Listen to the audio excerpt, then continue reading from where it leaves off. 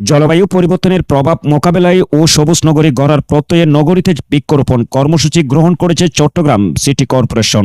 Tiger পাসেস্থ বিন্যাগাঁস প্রকল্প এলাকায় বৃক্ষরোপণের মধ্য দিয়ে এই কর্মসূচির উদ্বোধন করেন সিটি মেয়র বীর মুক্তিযোদ্ধা মোহাম্মদ রেজাউল করিম চৌধুরী।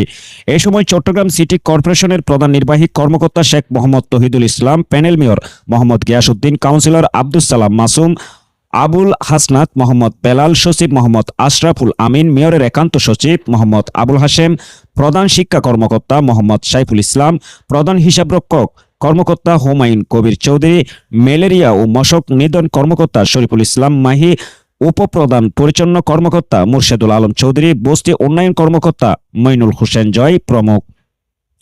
বৃক্ষরোপণ কর্মসূচির উদ্বোধনকালে মেয়র বলেন, পরিকল্পিতভাবে বৃক্ষ লাগিয়ে পরিবেশ রক্ষা করতে হবে। আজকে বিশ্বের সবচেয়ে আলোচিত বিষয় জলবায়ু পরিবর্তন। ঠেকাতে পরিবেশ রক্ষায় বৃক্ষরোপণ অপরিহার্য। তিনি বলেন, আমরা যেমন পরিবেশকে আঘাত করেছি, তেমনি পরিবেশও আমাদের প্রতি বৈরী আচরণ করছে, যার ফলে অতিরিক্ত খরা ও অতিবৃষ্টি দেখা দিচ্ছে। পরিবেশের ভারসাম্য রক্ষা করতে হলে আমাদের বনাঞ্চল সৃষ্টি করতে হবে। এই লক্ষ্যে আমরা বৃক্ষরোপণ কর্মসূচি সহ নগরীর স্কুল কলেজের ছাত্রছাত্রীদের মাঝে বিনামূল্যে 5 লক্ষ গাছের চারা বিতরণের উদ্যোগ নিয়েছি।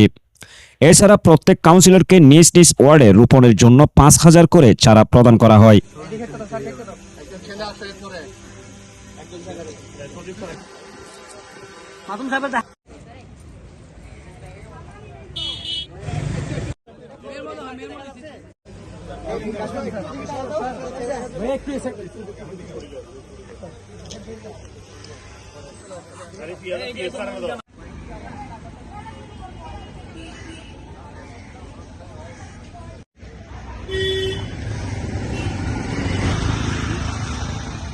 দেশ রক্ষার জন্য এক অনন্য সাধারণ ভূমিকা পালন করছে। আমরা পাহাড় ধ্বংস করছি, কিন্তু পাহাড় কি করছি, পরিবেশকে যেমন আঘাত করছি, পরিবেশও সেটার প্রতিশোধ নিচ্ছে।